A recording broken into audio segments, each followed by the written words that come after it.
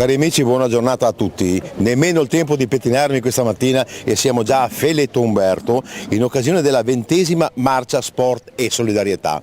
Quindi io vi auguro una buona giornata. Come vedete stanno ancora fervendo i preparativi perché è ancora molto presto, quindi stiamo aspettando i primi partecipanti a questa manifestazione che è organizzata da l'AIAS ed è tutta a scopo benefico. Per cui poi vi lascerò in compagnia di uno di loro che vi accompagnerà per farvi vedere questa stupenda location e vi racconterà un po' la storia di Feletto. Quindi buona giornata a tutti e buon divertimento.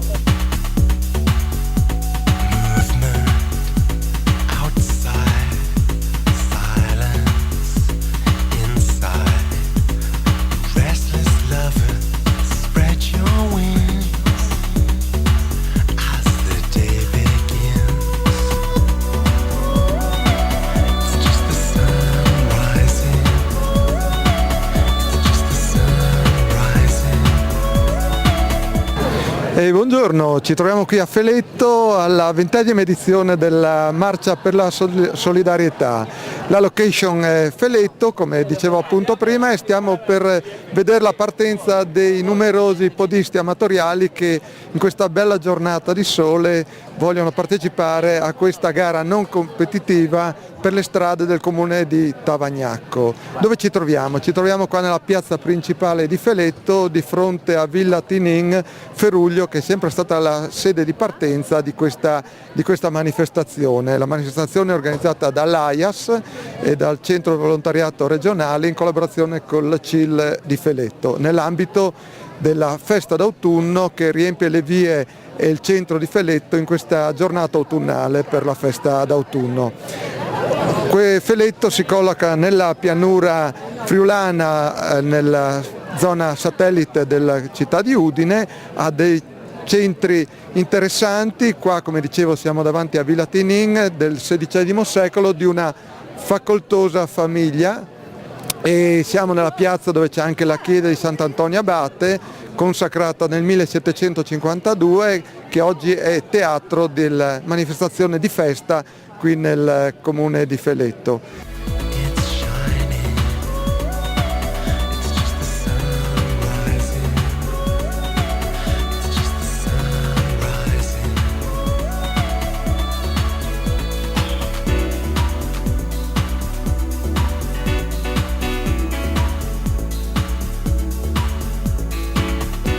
Come dicevo prima, eravamo alla partenza e stavo parlando un attimo della chiesa principale di Feletto, consacrata nel 1752 e che è il fulcro centrale della comunità qua di Feletto. Poi la marcia toccherà altre frazioni, a Colugna in particolare, dove, come possiamo citare e ricordare, c'è la bella fondazione Luigi Bon, nata per l'istruzione e la cultura del territorio, per portare cose importanti nella comunità appunto di Colugna, che è una delle frazioni del comune di Tavagnacco. Poi continuerà su Branco per percorsi sempre ciclabili di cui il nostro territorio è ricco. Io vorrei ricordare qui che il nostro territorio è attraversato dall'Ipovia, c'è poi la strada delle Rogge, sono lunghi percorsi dove gli amanti dello sport e del camminare possono godere di questi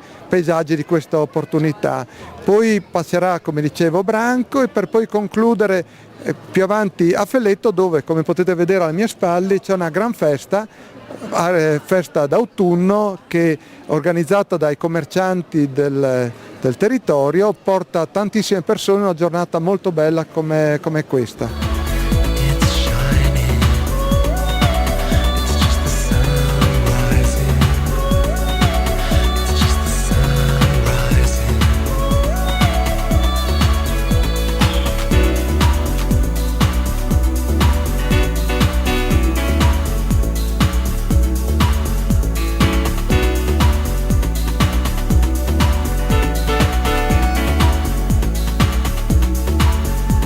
Learn to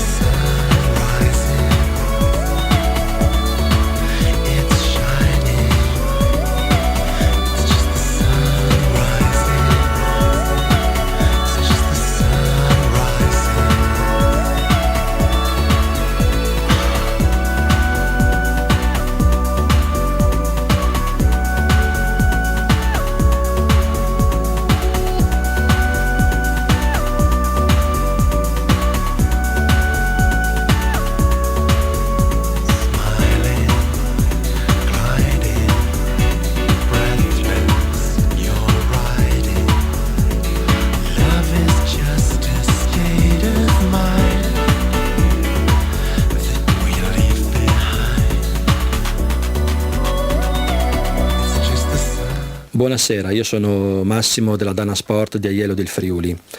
Come abbiamo già accennato nella precedente puntata, oggi andremo a vedere quali sono le varie categorie delle scarpe da running. Queste sono le minimaliste, le leggere, le intermedie, le ammortizzate, le stabili e le scarpe da trail. La scelta di queste scarpe non deve essere assolutamente casuale ed è per questo che noi riteniamo sia indispensabile avvalersi dell'apporto di specialisti. A questo punto bisogna stabilire una serie di parametri necessari per individuare le caratteristiche e le esigenze dell'utilizzatore finale. Una serie di domande devono far emergere qual è il tipo di terreno prevalentemente utilizzato durante la corsa, alcuni elementi fisici come il peso, il tipo di corsa, se lenta o a ritmi più sostenuti. Bisogna stabilire anche se vi siano delle complicazioni fisiche, soprattutto a livello articolare, e noi con un apposito programma computerizzato valutiamo anche la postura, soprattutto se è supinatore, se è neutro, se è pronatore. A questo punto abbiamo tutti gli elementi quindi necessari per dare il consiglio ottimale e fornire la scarpa più idonea sempre all'utilizzatore finale. Bene, per questa sera riteniamo avervi dato sufficienti informazioni e vi rimandiamo quindi alla prossima puntata dove analizzeremo le varie categorie delle scarpe da running.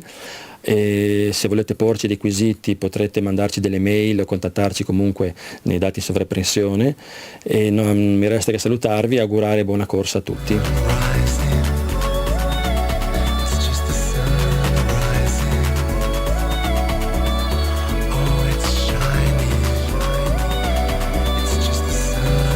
Ecco, fermiamo un attimo la signora al punto di ristoro. Cosa ci può dire di questa? Bellissima, sono contenta di averla fatta, sono felicissima.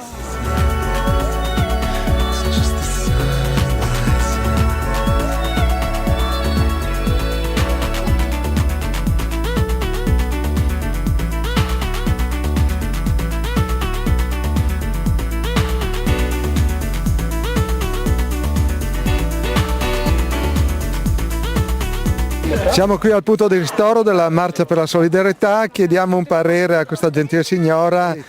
È molto bella, il sole ci aiuta, siamo tutti insieme con la famiglia, quindi è un'occasione speciale per stare insieme. Del percorso cosa ci può dire? Molto bello, non è difficile, è adatto a tutti quanti, per cui è da rinnovare l'invito a chi è rimasto a casa. La corsa? Bella. Sì. Ti piace correre? Ti piace correre? Un po'. Sì? In compagnia è importante. Anche a me è piaciuto.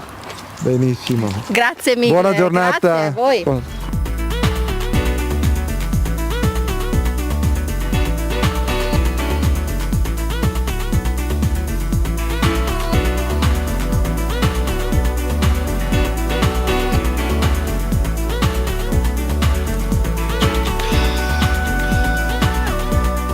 Ed eccoci qua ormai all'arrivo, grande successo di questa 20ª edizione della Marcia per la Solidarietà, ricordiamo ancora una volta organizzata dall'AIAS di Udine e con il patrocinio e la collaborazione dell'amministrazione comunale di Tavagnacco.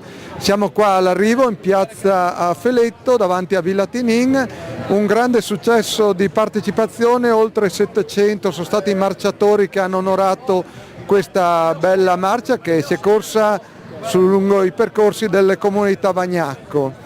E cosa possiamo dire? La bella giornata ha lietato la corsa, abbiamo avuto una partecipazione e un apprezzamento della stessa. Il circuito delle FIASP, che sono le marce non competitive, non si ferma qui, continua perché ormai ogni domenica c'è una bella tappa. E il prossimo incontro, il prossimo appuntamento sarà domenica prossima a Grions del Torre nella marcia organizzata dall'associazione Maratonina Udinese con la cura e il gran lavoro svolto dall'amico Renato Bonin.